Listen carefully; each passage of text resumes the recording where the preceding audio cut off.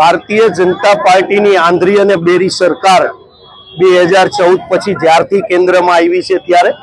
ED CBI આવી ટીમોનો દુરુપયોગ કરીને ક્યાંક ને ક્યાંક વિરોધ પક્ષોને દબાવવાનો પ્રયત્ન ભારતીય જનતા પાર્ટીની સરકાર દ્વારા થઈ રહ્યો છે। ત્યારે કોંગ્રેસના શ્રીમતી સોનિયા ગાંધીજી અને રાહુલ ગાંધીજી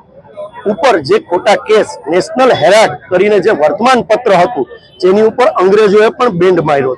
એને ક્યાંક ને ક્યાંક ચાલુ રહે અને ભારત દેશનો અવાજ બંધ ન થાય એ વિચારથી એમને ચાલુ રાખવા માટેના જે પ્રયત્ન હતા એ ખોટા કેસની અંદર રાહુલજી અને શ્રીમતી સોનિયા ગાંધી ઉપર કેસ કર્યા હતા। રાહુલજીને 8-8, 9-9 કલાક ઈડી અને સીબીઆઈ દ્વારા પૂછપરછ કરવામાં આવેલી હતી। પણ આ દેશની અંદર આપના માધ્યમથી કહેવા માંગુ છું કે જે બંધારણ બનાવવામાં આવ્યું છે અને જે આપણી સર્વ વર્લ્ડની અંદર જે આપણી લોકશાહી છે એને જીવિત રાખવા માટે કોર્ટની અંદર જે કેસ કરવામાં આવ્યો હતો એમાં સોનિયાજી અને રાહુલ ગાંધીજીને નિર્દોષ છુટકારો તો થયો છે, પણ ભારતીય જનતા પાર્ટીની જે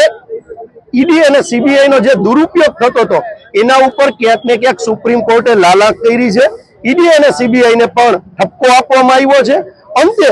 સત્ય મેં જયતે, સત્યની જીત થઈ છે। આ મેસેજ છે સમગ્ર ભારત દેશની અંદર જાય એટલા માટે આજે ભારતીય જનતા પાર્ટીના બિઝનેસ સેન્ટર ઉપર હું કાર્યાલય એટલા માટે નહીં કહું કે આ લોકોની નથી પડી, પોતાના ઇકોનોમિકલ ભ્રષ્ટાચાર કરી અને કઈ રીતે ડેવલપમેન્ટ થાય એટલે કાર્યાલય પણ આપ જોઈ શકશો કે નરેન્દ્રભાઈ આવ્યા અને અમિત શાહ દિલ્હી પહોંચ્યા પછી જાણે કે 5 સ્ટાર હોટલમાં પણ નો સમગ્ર દેશની અંદર કાર્યાલયો બનાવવામાં આવ્યા છે। એટલે ક્યાંક ને ક્યાંક એના બિઝનેસ સેન્ટર ઉપર આજે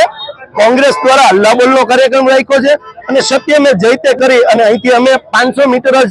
દૂર છે ત્યાં કૂચ કરી અને જવાના છે।